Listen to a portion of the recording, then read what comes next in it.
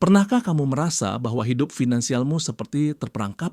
Mungkin kamu scroll media sosial dan melihat teman sebayamu mulai menerbangkan startup atau memposting foto-foto liburan mewah yang bikin iri, sementara kamu masih belum memiliki tabungan yang banyak. Atau bisa jadi kamu sering bertanya-tanya mengapa ada orang yang selalu tampak tumbuh kaya, sementara hidup kita seakan bertahan di tempat yang sama. Dari rasa frustrasi itulah, pertanyaan-pertanyaan seperti ini sering menjadi pemantik obrolan kita tentang keuangan dan kesuksesan. Bayangkan kamu dan sahabatmu sejak lama. Dia memanfaatkan waktu luang untuk belajar investasi atau menabung di deposito, sementara kamu cenderung menghabiskan uang untuk jalan-jalan dan membeli barang baru sesuka hati. Tanpa disadari, perbedaan kecil ini seiring waktu membuat hasil yang jauh berbeda. Mungkin sekarang dia sudah memiliki aset kecil yang menghasilkan uang, misalnya kamar kontrakan atau investasi saham, sedangkan kamu belum karena sebagian besar pendapatanmu habis untuk konsumsi semata. Coba renungkan kenapa hal sederhana tersebut bisa membuat perbedaan besar dalam hidup kita. Kita seringkali tidak menyadari jurang pemisah ini sampai kenyataan mulai berbeda. Pertanyaan tadi menunjukkan hal penting. Perbedaan besar sebenarnya ada pada cara kita berpikir, yaitu tentang aset versus konsumsi. Dengan mindset yang tepat, uang bisa bekerja untuk kita, bukannya habis tanpa jejak. Inilah poin pertama yang akan kita bahas. Mindset aset adalah cara berpikir yang memfokuskan penggunaan uang ke hal-hal yang dapat bekerja untuk kita. Misalnya membeli aset seperti rumah kontrakan, saham, atau usaha kecil yang nantinya dapat menghasilkan pendapatan. Sementara mindset konsumtif lebih tertarik untuk segera menggunakan uang itu pada barang-barang yang kita inginkan, seperti gadget baru, pakaian, atau liburan. Pada dasarnya, orang dengan mindset aset berusaha menjadikan uang mereka sebagai alat untuk tumbuh lebih banyak. Sebaliknya, mindset konsumtif justru menghabiskan uang hanya untuk kesenangan sesaat. Contohnya, bayangkan ada dua orang dengan gaji yang sama. Orang pertama memilih membeli smartphone terbaru setiap tahun, orang kedua memilih menabung sebagian gajinya untuk membeli mesin cuci sendiri, lalu membuka jasa laundry kecil-kecilan. Setelah 1 tahun, mungkin orang pertama senang dengan HP barunya yang canggih, namun tidak ada keuntungan finansial dari pembelian itu. Sementara orang kedua sudah mendapatkan uang ekstra dari usaha laundrynya. Dari contoh di atas kita jelas melihat bedanya. Investasi kecil atau usaha rumahan bisa memberikan hasil nyata, sementara barang-barang konsumtif tidak. Ada pula contoh dalam bentuk uang. Jika seseorang membeli mobil baru mahal, itu termasuk gaya hidup konsumtif karena nilainya turun setiap tahun. Sebaliknya, jika ia menabung sebagian uang untuk investasi, misalnya membeli saham atau reksadana, maka seiring waktu uang itu dapat bertumbuh. Menyadari hal ini penting untuk mulai membiasakan diri menanamkan lebih banyak pada aset daripada hanya menikmati konsumsi semata. Kita banyak mendapatkan ilmu di sekolah, matematika, sains, sejarah. Kita ingat sekali rumus kimia atau persamaan matematika, tapi coba ingat kapan sekolah membahas soal bunga bank, pajak, atau cara membuat anggaran keluarga. Sulit kan? Mata pelajaran finansial pribadi seperti menabung, berinvestasi, atau mengatur anggaran rumah tangga nyaris tidak diajarkan. Padahal pengelolaan keuangan sehari-hari adalah hal yang tak kalah penting dibanding pelajaran sekolah lainnya. Contohnya, di sekolah kita mungkin pernah belajar membuat laporan keuangan perusahaan, tetapi tidak belajar cara menyusun anggaran pribadi yang sehat. Kita tahu rumus fisika, namun tak diajarkan bagaimana mengelola utang kartu kredit dengan bijak. Pendidikan formal seringkali hanya melihat angka-angka di kertas, sedangkan kehidupan nyata menuntut kita memahami mekanisme ekonomi pribadi secara langsung. Karena itulah banyak orang baru nyata belajar ilmu ini saat beranjak dewasa, ketika sudah punya penghasilan dan tagihan sendiri. Menyadari kekurangan sistem pendidikan ini bisa jadi langkah awal. Walaupun sekolah tidak mengajarkannya, kita bisa belajar sendiri entah melalui buku, video, atau kursus singkat tentang keuangan. Hal penting adalah kesadaran bahwa belajar mengelola uang itu perlu dan bisa dipelajari sepanjang hidup. Jangan sampai karena tidak mendapatkannya di sekolah, kita jatuh ke jebakan finansial yang sebenarnya bisa dihindari dengan pengetahuan yang tepat. Perlu kita akui, sistem ekonomi dan keuangan di dunia ini cenderung menguntungkan mereka yang sudah memiliki modal. Dengan kata lain, mereka yang memiliki harta pada awalnya akan lebih mudah memperbanyak kekayaannya. Misalnya, jika memiliki modal awal untuk membuka usaha atau menginvestasikan uangnya, peluang untuk berkembang jelas lebih besar daripada yang tidak punya. Mereka mendapatkan apa yang bisa disebut sebagai keuntungan awal, modal atau koneksi yang sudah menunggu untuk dioptimalkan. Bahkan dalam kehidupan sehari-hari pun terlihat contohnya. Misalnya, seseorang yang memiliki tabungan 50 juta rupiah bisa menaruh uangnya di bank dengan suku bunga atau membeli instrumen investasi yang menguntungkan. Sementara mereka yang hanya punya tabungan 500 ribu akan kesulitan mendapatkan investasi yang menguntungkan, bahkan sulit membuka rekening deposito. Hal serupa terjadi ketika akan meminjam uang. Bank biasanya mensyaratkan jaminan dan catatan keuangan yang baik. Jadi ketersediaan modal dan rekam jejak keuangan sering membuka pintu kesempatan yang tidak mudah diakses oleh semua orang. Meskipun sistem yang ada memang cenderung demikian, bukan berarti kita tidak bisa mengubah keadaan. Kesempatan belajar dan memulai usaha kecil dengan modal minimal bisa menjadi jalan keluarnya. Misalnya, kita bisa memanfaatkan pelatihan gratis, program pemerintah, atau menabung perlahan demi membuka usaha sendiri. Pada akhirnya, segala sesuatunya tergantung sikap dan strategi kita dalam menghadapi ketidaksetaraan tersebut. Dengan memahami kondisi ini, kita justru bisa mulai merencanakan langkah supaya berada di posisi yang lebih menguntungkan di masa depan. Selain modal finansial, modal sosial dari jaringan dan lingkungan juga sangat berpengaruh dalam kesuksesan. Lingkungan yang mendukung seringkali membuat ide-ide tumbuh lebih cepat, sedangkan lingkungan negatif bisa menghambat kemajuan. Coba bayangkan dua orang muda, satu tumbuh di lingkungan keluarga dan teman yang rajin berwirausaha dan saling mendukung, satu lagi di lingkungan yang pesimis dan tidak peduli pada pelajaran tentang keuangan. Lingkungan pertama cenderung memunculkan ide-ide dan peluang baru, sementara yang kedua mungkin kesulitan mengembangkan diri karena minim inspirasi. Contoh lainnya, pertemanan di era digital pun penting. Kalau kamu bergabung dalam komunitas online yang membahas investasi atau kewirausahaan, otomatis wawasanmu akan bertambah dan kamu bisa mendapatkan teman baru yang mendorongmu belajar. Begitu pula jika teman-teman di sekitarmu punya kebiasaan menabung atau berbisnis kecil-kecilan, kamu bisa terinspirasi dan ikut mencobanya.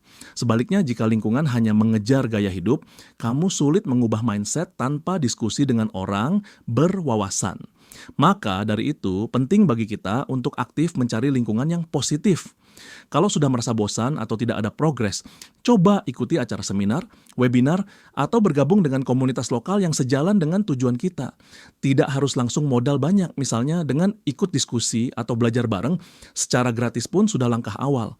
Pada akhirnya, jaringan yang baik dapat membuka pintu kesempatan baik berupa informasi, mentor, maupun pekerjaan yang sulit didapat jika kita cuma berjalan sendiri. Menjalani hidup dalam kemiskinan dapat menciptakan apa yang disebut lingkaran setan kemiskinan. Ini terjadi ketika kondisi ekonomi memaksa seseorang untuk terus berada dalam kesulitan. Misalnya, orang tua kurang mampu tidak bisa menyekolahkan anaknya, sehingga anak tersebut kesulitan mendapatkan pekerjaan bagus, lalu terus-menerus hidup dalam kekurangan seperti orang tuanya dulu. Begitu seterusnya dari satu generasi ke generasi berikutnya. Sulitnya akses pendidikan, kesehatan, dan fasilitas dasar mengekang potensi mereka untuk maju. Contoh nyata lingkaran setan ini bisa kita temui dalam banyak keluarga di pedesaan atau kota. Seorang anak yang tumbuh di keluarga prakeluarga miskin mungkin harus bekerja sejak dini untuk membantu ekonomi keluarga, sehingga waktu untuk belajar atau mengembangkan diri sangat terbatas. Apalagi kalau dia harus membantu mencukupi kebutuhan dasar seperti makan saja. Kondisi stres dan kurang gizi pun bisa mengganggu kemampuan berpikir dan produktivitasnya. Alhasil, peluang untuk keluar dari kemiskinan pun semakin kecil, sedangkan generasi selanjutnya berisiko mengulang cerita yang sama. Namun, meski tampak menakutkan, lingkaran ini tidak selamanya tak terputus. Pengenalan konsep keuangan, akses beasiswa, pelatihan keterampilan, atau modal kecil dari program pemerintah dan swasta bisa menjadi titik tolak keluar dari siklus tersebut.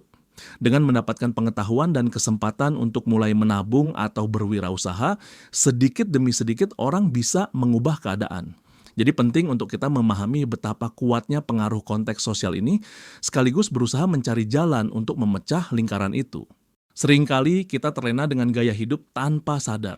Ketika gaji sudah di tangan, sebelum berpikir investasi, sebagian orang langsung tergoda memperbarui smartphone atau membeli pakaian modis. Padahal, jika uang tersebut digunakan untuk meningkatkan diri atau produktivitas, dampaknya bisa jauh lebih besar. Gaya hidup yang terlalu konsumtif membuat kita terjebak hanya hidup hari ini saja, sementara produktivitas berarti kita menggunakan waktu dan uang untuk berinvestasi dalam diri sendiri, misalnya dengan menambah keterampilan atau memulai bisnis kecil. Ambil contoh dua orang yang sama-sama punya gaji 2 juta rupiah per bulan. Orang pertama memilih hidup sangat sederhana, naik motor tua, bawa bekal makan siang agar bisa menabung sebanyak mungkin. Dia ikut kursus online di malam hari dan belajar hal baru. Sedangkan orang kedua setiap gajian langsung jalan-jalan, beli gadget terbaru, dan tidak punya tabungan tersisa. Karena fokus pada gaya hidup mewah, dia justru melewatkan kesempatan meningkatkan penghasilannya sendiri. Dalam beberapa tahun, bisa jadi orang pertama telah memiliki usaha kecil atau investasi, sementara orang kedua masih stagnan. Tidak ada yang salah dengan menikmati hidup. Namun jika gaya hidup menyita hampir seluruh pendapatan, kita perlu mengevaluasi kembali prioritas. Daripada menghabiskan uang untuk kesenangan sesaat, akan lebih bijak jika menyisihkan sebagian untuk kegiatan produktif. Dengan sedikit pengorbanan dalam jangka pendek, misalnya menunda liburan mewah atau menabung untuk belajar, kamu sedang berinvestasi pada masa depan. Pada akhirnya, orang yang fokus membangun produktivitas pribadi akan lebih cepat mencapai kebebasan finansial daripada yang sekadar mengikuti gaya hidup. Jadi apa solusinya untuk memecah siklus ini? Pertama, ubah mindset kita. Mulailah berpikir seperti investor kecil. Setiap rupiah diakumulasikan untuk hal yang menghasilkan keuntungan. Selain itu, penuhi kekurangan ilmu keuangan kita. Kalau sekolah tidak mengajarkannya, carilah sumber lain.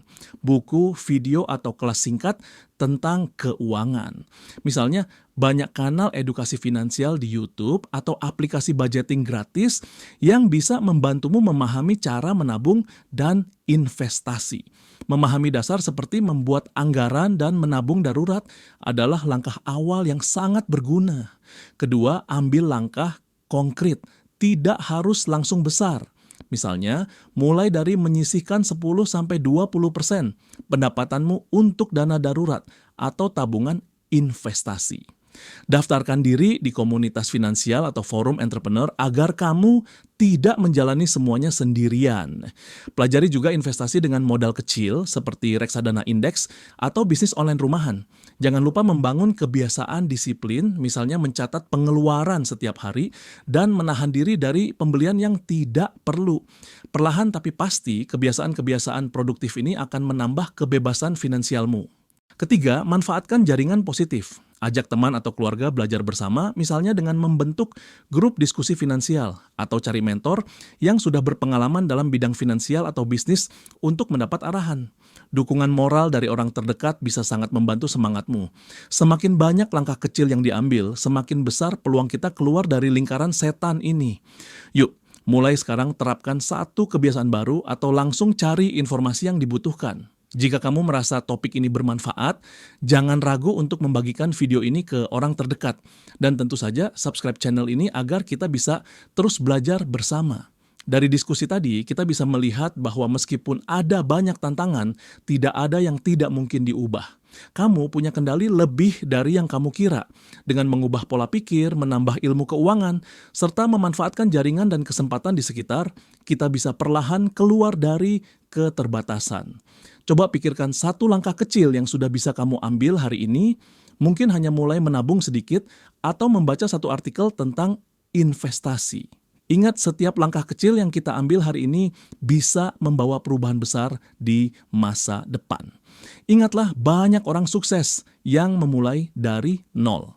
Misalnya, ada kisah nyata tokoh Indonesia yang dulu hidup sederhana, namun lewat kegigihan dan pendidikan finansial, ia bisa memiliki usaha besar. Atau bisa jadi, ada cerita di sekelilingmu, siapa tahu tetangga atau kerabatmu pernah membalik keadaan dari miskin menjadi makmur. Mereka membuktikan kalau kita mau belajar dan berusaha, setiap orang memiliki kesempatan untuk berubah. Jangan biarkan kondisi sekarang menentukan masa depanmu selamanya. Mari mulai ubah langkah kecil hari ini dan ajak orang di sekitarmu melakukan hal sama. Setiap tantangan pasti bisa dilalui dengan kerja keras, konsistensi, dan sedikit keberanian mengambil risiko.